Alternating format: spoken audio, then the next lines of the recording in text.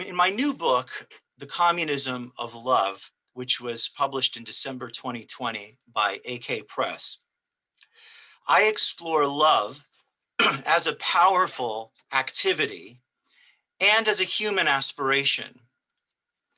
But it's a power that is often regarded as apolitical, as something that should be kept apart from all political thinking, sometimes even regarded as anti-political. Sometimes love is regarded as private. It's something you do in the private space of a relationship with another person.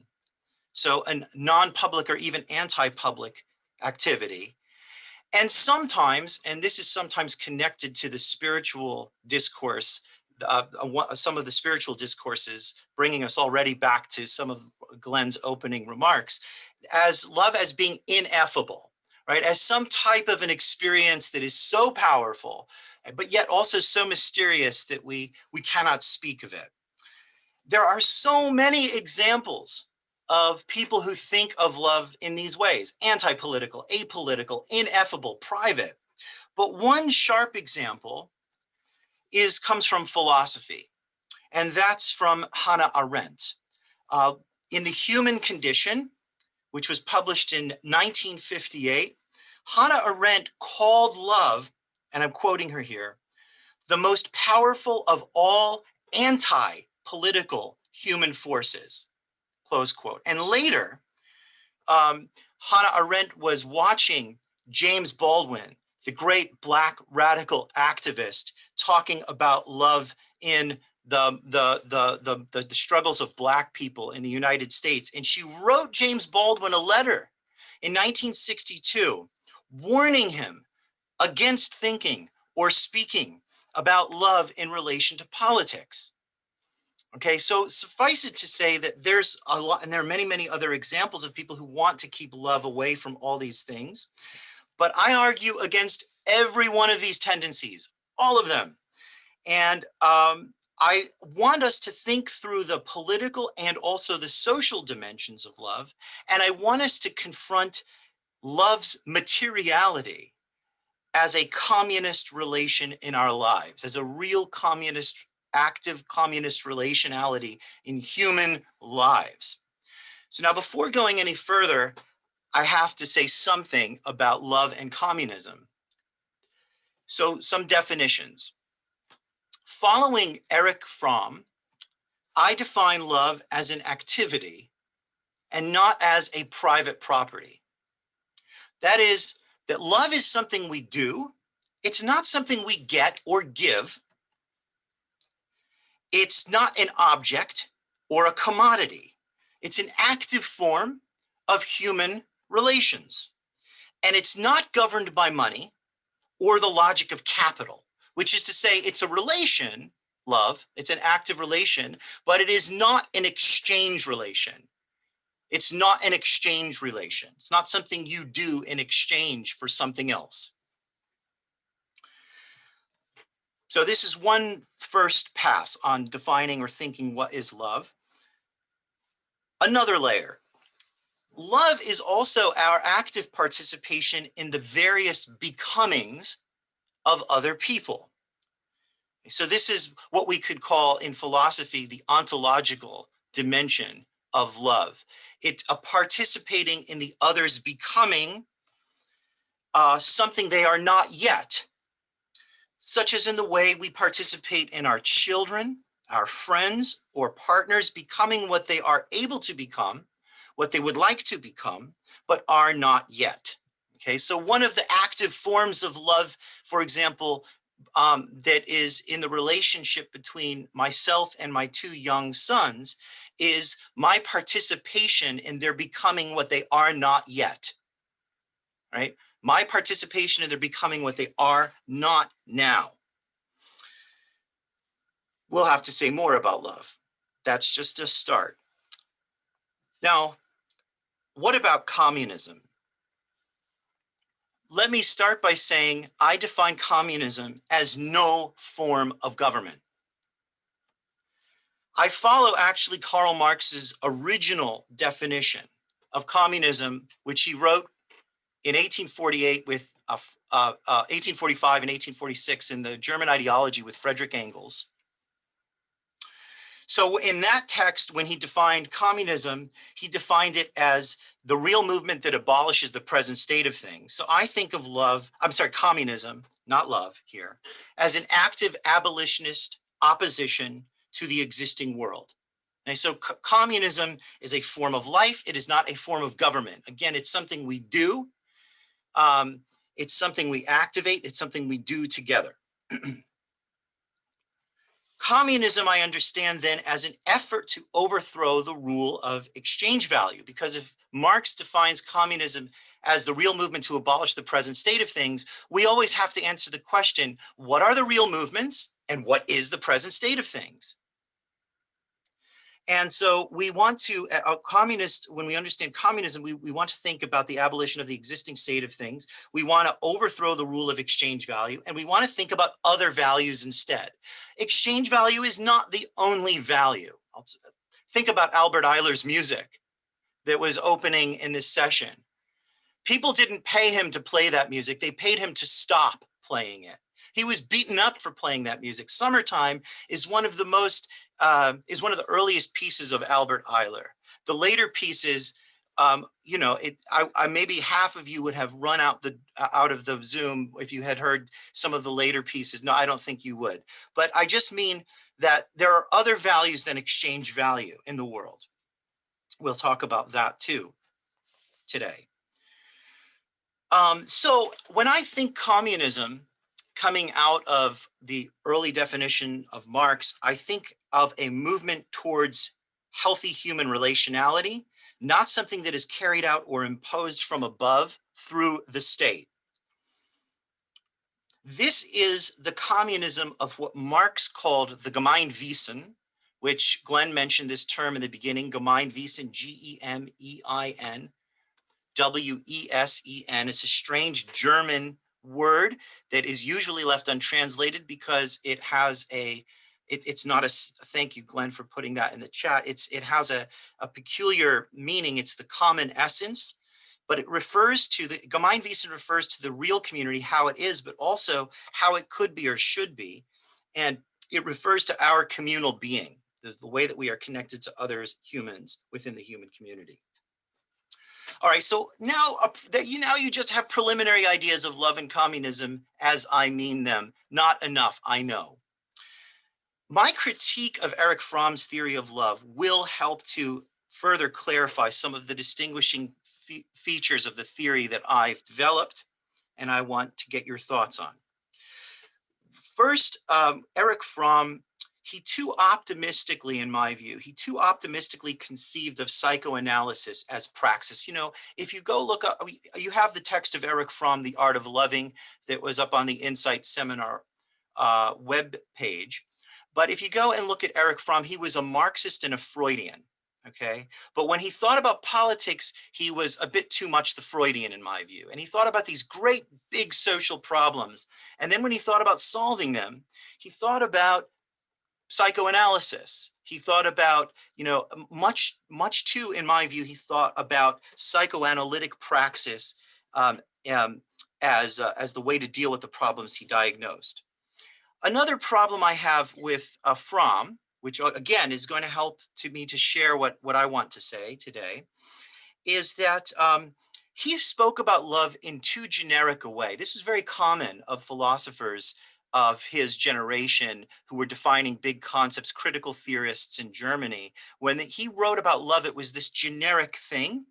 In other words, he didn't recognize that love has different work to do in different communities. So what love does in impoverished communities, in communities of color, what love needs to do, the work that love needs to do within the context of race, gender, and sexuality, it's different work that love does. When you think about love as the active participation in the other's becoming, right? And you think about my example of how I participate in the becoming of my two sons.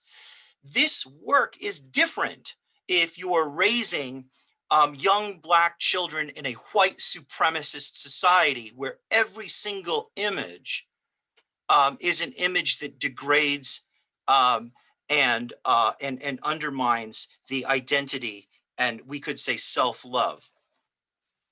So it's different work to do. And so throughout my book, you would find a lot of differentiation on the question of what does love do for different people in different contexts of life. You could find it in chapters 3 and 5 especially, but also throughout the whole book. And finally, Fromm, so we need a much more variegated understanding of what love does. But finally, Fromm also uses an anemic concept of socialism. I told you Fromm was a Marxist, but Fromm had a very thin, anemic concept of socialism. He was a member of the Socialist Party, the Social Democratic Federation, the SPSDF, which people in the seminar who are in the United States, you can think about maybe what was in the 50s and 60s in the US similar to the Bernie Sanders concept of democratic socialism. Okay. So when Fromm thought about socialism, he thought about party politics, the Socialist Party, the SPSDF, and socialist policy making. Now, here is a classic issue that we may want to get into. It's up to you, not up to me, but later on, if you would like to, we can. Communism and socialism. Now, communism may implicate socialist policy making. So if you're a communist, you might like to see some policies instead of others on who owns the COVID vaccine or healthcare, right? You might want to see certain policies on education so that everybody can go for free for longer, right? Not for free necessarily in some simple sense, but in the same way that my children go to a public school, for example. And I support that. But we must never mistake communism for socialist policymaking. This is a very common conflation that is, I would say, defining of how people think and speak of Marx in the United States, but beyond the United States as well. We must resist the conflation of the idea communism with the concept of socialist policymaking. So now, why communism? Well, by comparison to what Marx had to say about social and economic affairs, about exploitation in everyday life, his attention to government was pretty minor. Sometimes my students at the university are they're hunting for all of the long swaths of text where Marx is saying we need a giant oppressive government. And they're frustrated and they say, sometimes I have students who say, I think I found the sentence that will help me maintain my father and mother's position on the idea of Marx. It's not that easy to find in the voluminous body of work that Marx produced. You can find some passages here and there when he's trying to think about what would be the next immediate steps in a revolution in Germany, for example, in 1848. But for the most part, his attention to the form of government was minor because he thought it was not as significant as the other questions he was asking. So as I mentioned already, he carried on Marx's fixation with this concept of the Gemeinwesen, which he carried on from Hegel, an earlier German philosopher who was also transfixed with the concept of the Gemeinwesen. And he was thinking about forms of life and how we relate to other people. And he was doing this already at the age of 26 in the 1844 manuscripts. And later on in the Grundrisse, Marx wrote about naturally arisen communism. The way that we relate with other people is actually often naturally communist. I don't take my young son and say, I'm going to put you in the forest because I've been reading John Locke, the great sort of forebear of modern English capitalism. And you're going to have to, I don't put my baby in the forest and say, work hard so that you can convert the natural environment into the food you need to eat. No, there's a natural communism there. It's a sort of, if you want to participate in the becoming of your young child, you don't follow John Locke, the sort of the early capitalist idea, because we wouldn't be here to have a seminar. We would all die in a night or two, left in the forest in diapers. So Marx was interested in communism in these forms of life, and so were early Marxists who came after Marx, like Rosa Luxemburg, the great Rosa Luxemburg, who you should read all day long, every day, if you can manage to do it somehow. Luxemburg wrote about primitive communism, and she wrote this beautiful essay on the destruction of primitive communism, where, like an anthropologist, she went around and she looked at these ancient communities that were organized not by exchange relations, but by some kind of a communist Gemeinwesen. So she looked at the German Mark community, which was M-A-R-K, was the M-A-R-K, just like you'd say Mark, but she used that phrase to talk about communities in India, in Latin America, and all around the world. She, as best as she could, she tried to find early forms of what she called primitive communism, not a term we would use today. So exchange relations are not the only possible relations. And Marx dreamt of a better Gemeinwesen. And as some of you may know, the motto of the better Gemeinwesen that Marx dreamt was, some of you may know it, from each according to their ability, to each according to their needs. From each according to their ability, to each according to their needs. Okay. That hopeful horizon and he actually called it a horizon. You know, one day in the Critique of the Gotha program, he said, we can finally hang the banner that says from each according to their ability, to each according to their needs. That hopeful horizon can be found in miniature in the way I relate to my children. As I used this example before, it's a personal example, you know, where I say to my children, I expect from them what is in line with their abilities and ultimately also hopefully with their desires. And I want to make sure all of their needs are satisfied. And I don't say to my 6-year-old, if in order for me to satisfy your needs, you're going to have to go and do some work outside, or, you know, or I won't feed you if you don't do this in the house or that in the house or something.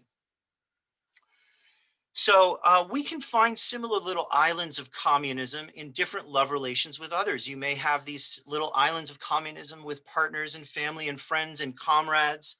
And if you have a friend, you don't charge your friend $15 an hour for his or her time and attention, for their time and attention. You don't do that. It's a nullification of friendship if you do that.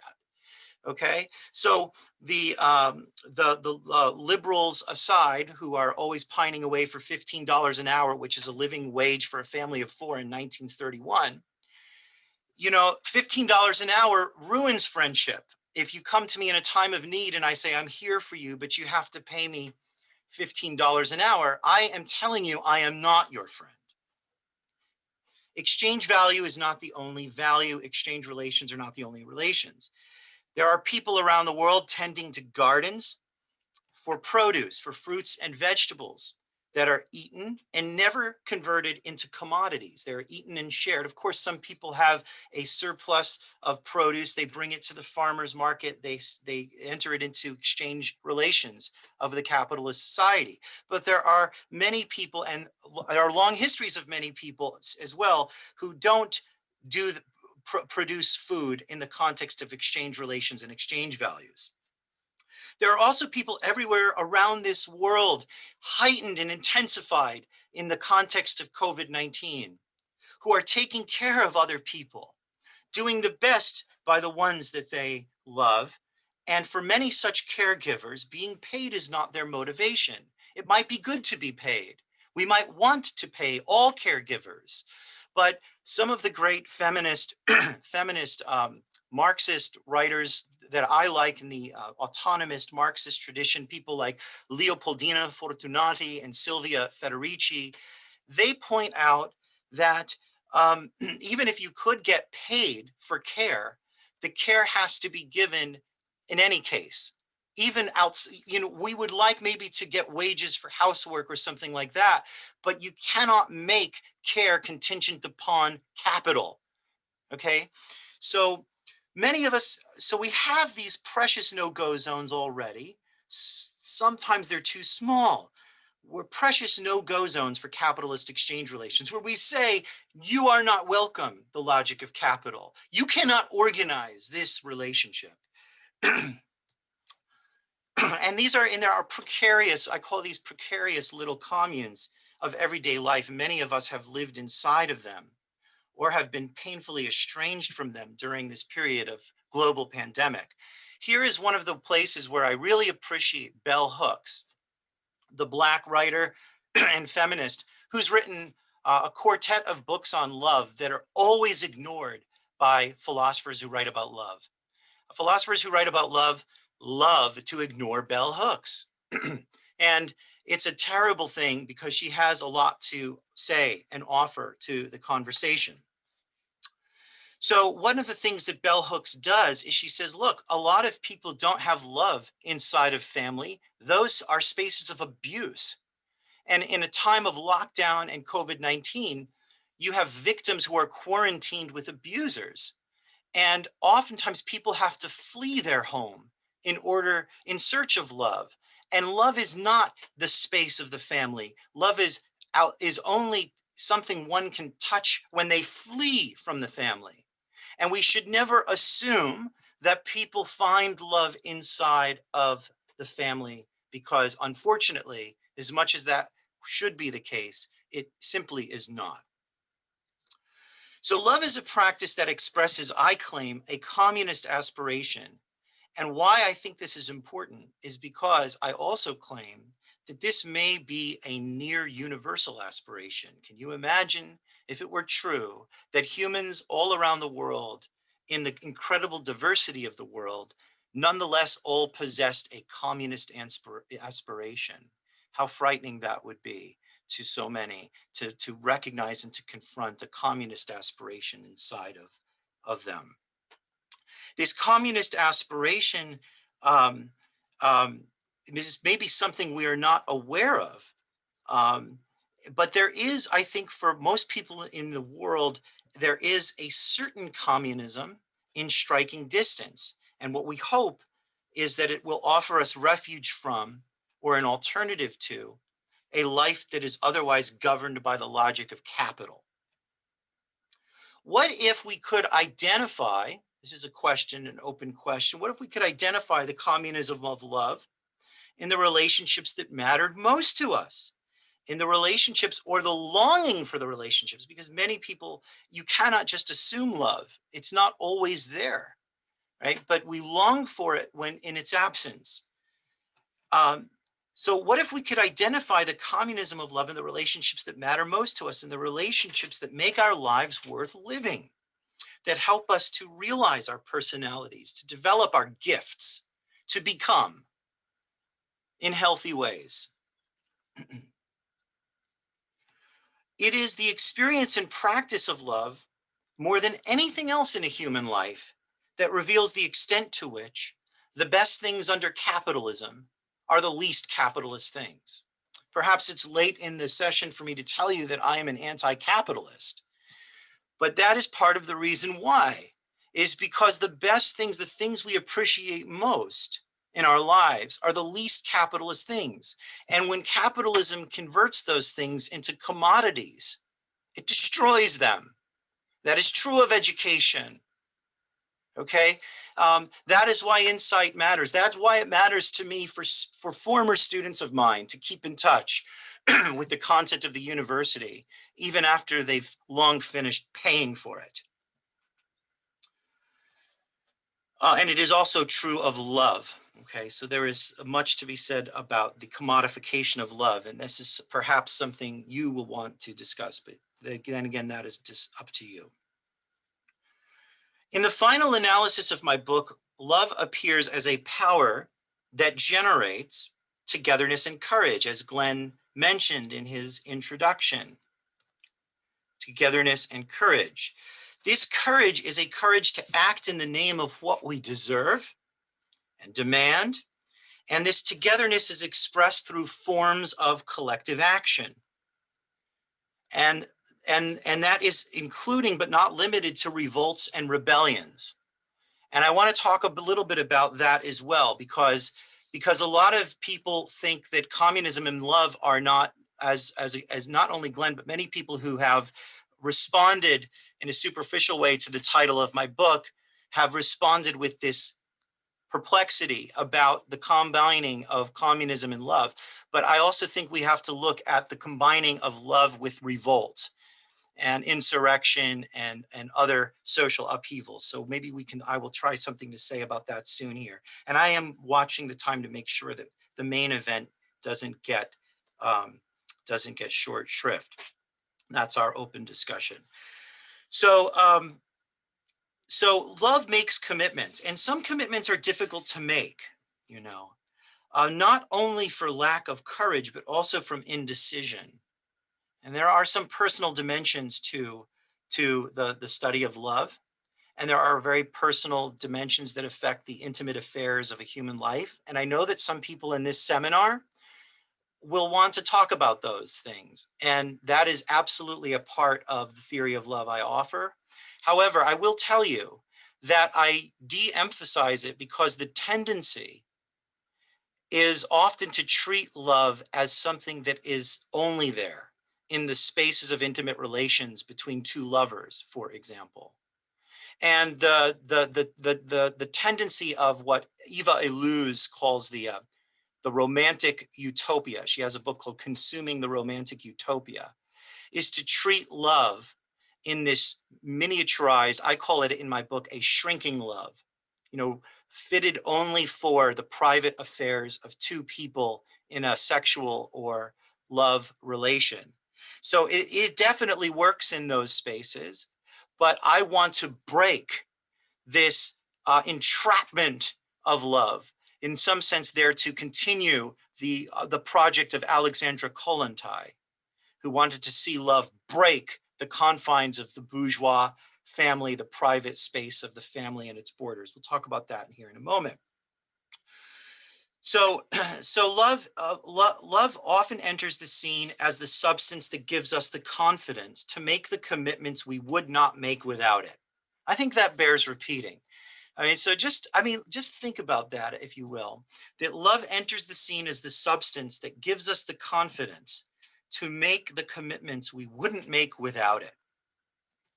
And the key here is to grasp that while all of this is true in the love relationship of two people in a sexual relationship, it's also true of 4 or 5 or more people in a family. The key is to understand that it applies also and no less to larger social formations of being together, larger social formations beyond the family and its commitments. So Alexandra Kollontai, what a fascinating writer. I gave you a text by Alexandra Kollontai called Make Way for Winged Eros, a message to young working class people. She understands this perhaps better than anyone already in 1923. And here's a wonderful quote from that piece by Kollontai.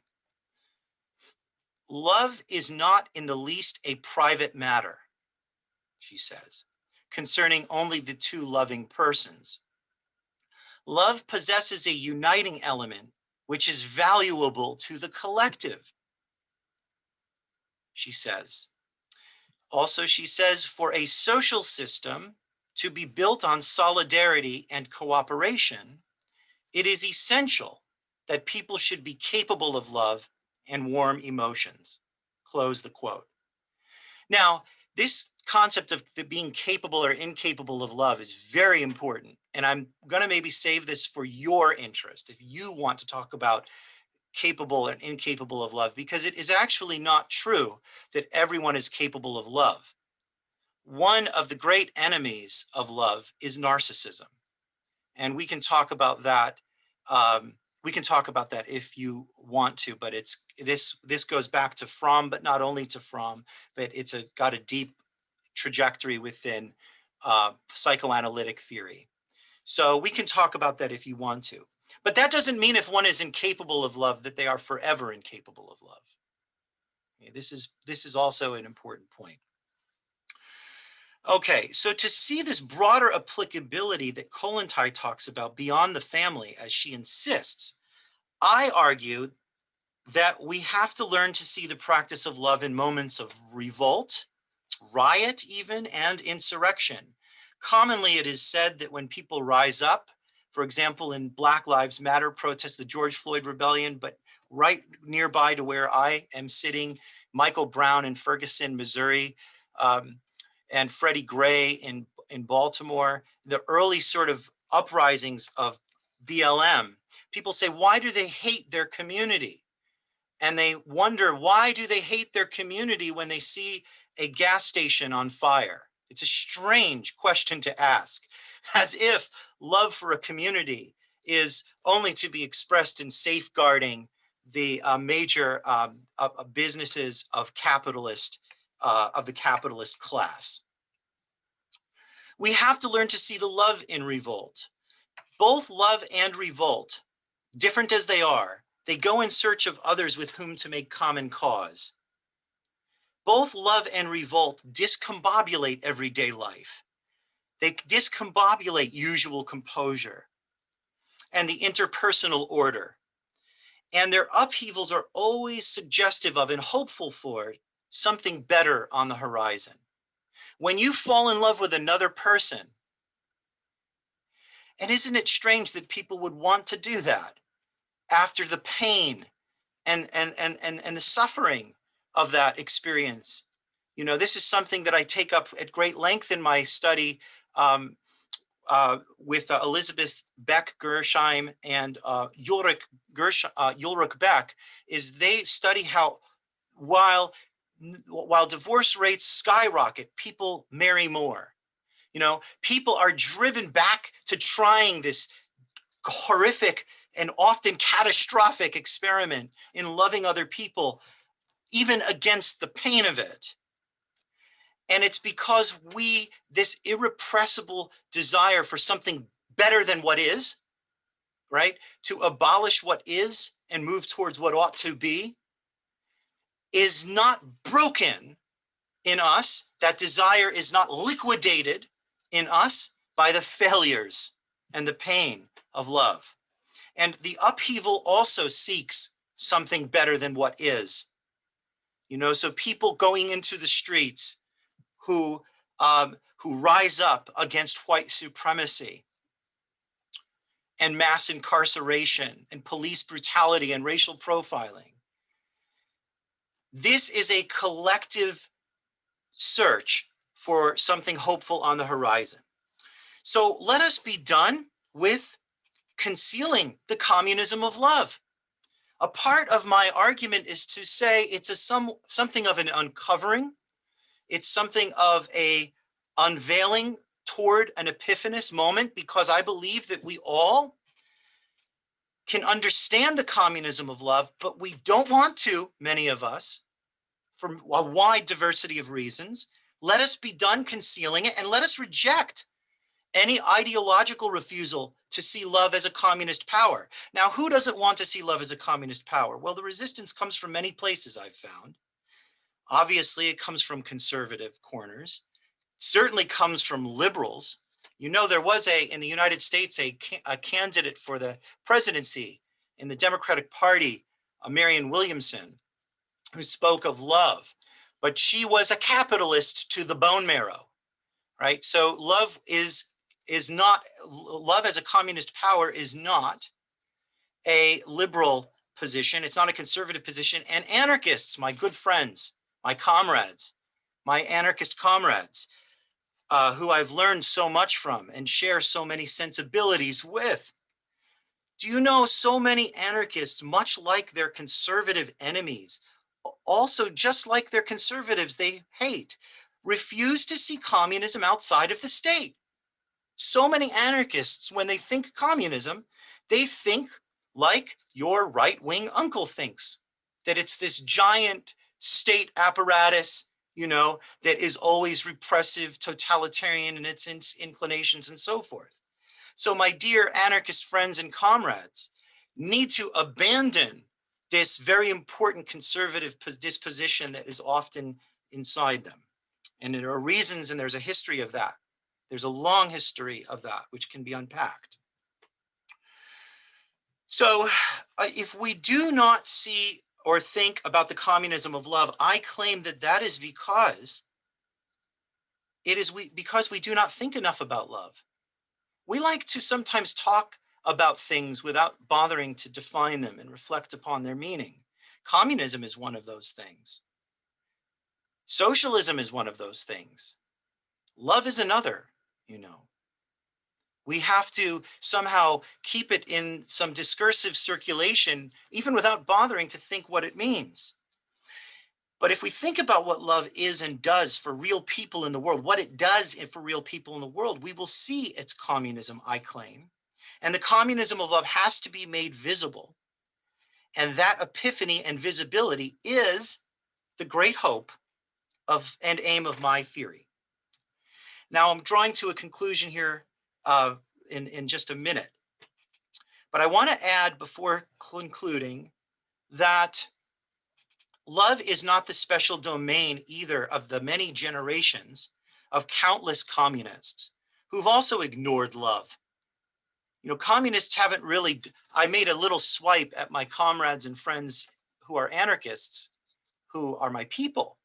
But let me also tell you that the communists have not done much better. Often they, too, treat love as unfit for materialism, unfit for militancy, as some soft, vaporous thing. You know, in many Marxists who read Marx, they thought Marx was a hardcore materialist. And what is love? It's a feeling, it's an affection. You don't bump into love on the street like you trip over a bench and you get up and say, I bumped into love. It's not material enough for militancy or revolution.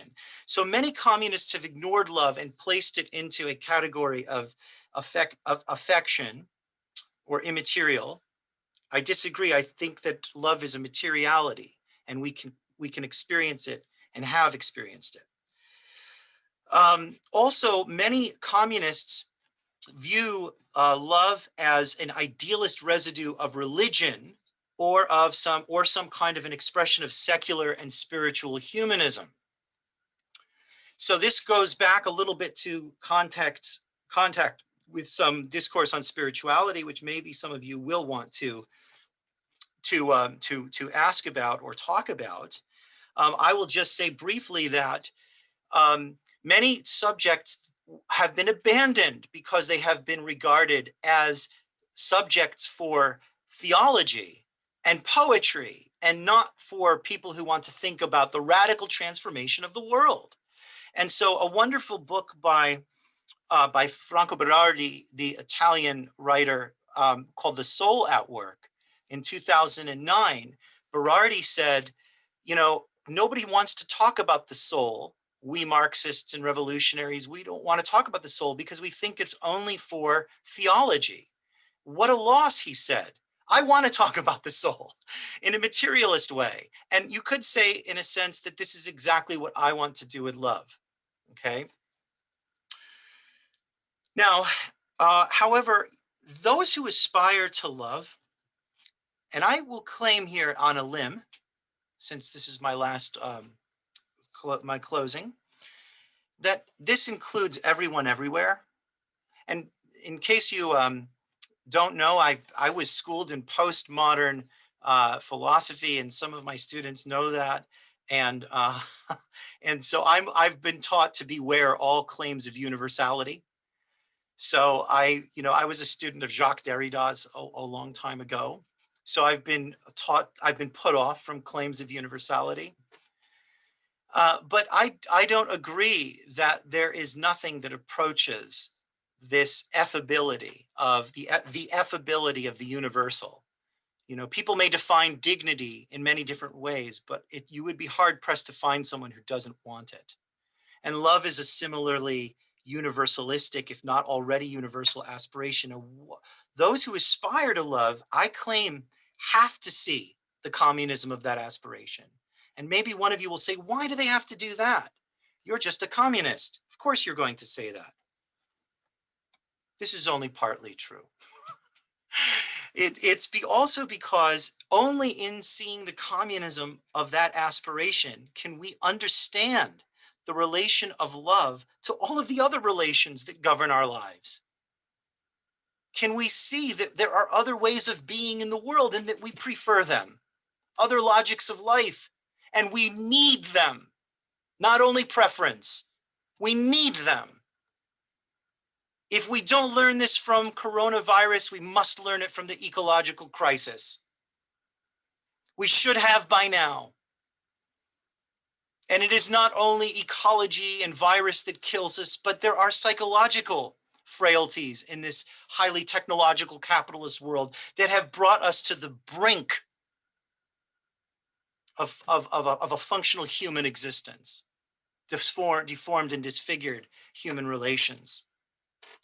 So it's necessary to do this, I think, and only in so doing can we finally see that love has to be a counterpower to capital, has to be a counterpower to capital in order to be worthy of its name. If we do not think of love as a counterpower to capital, then that is no love we should seek. If we do not think of love as a counterpower to capital, then we do not understand what love does and means for real people in the real world, not theoretically, but in the actual material existence of human beings on earth.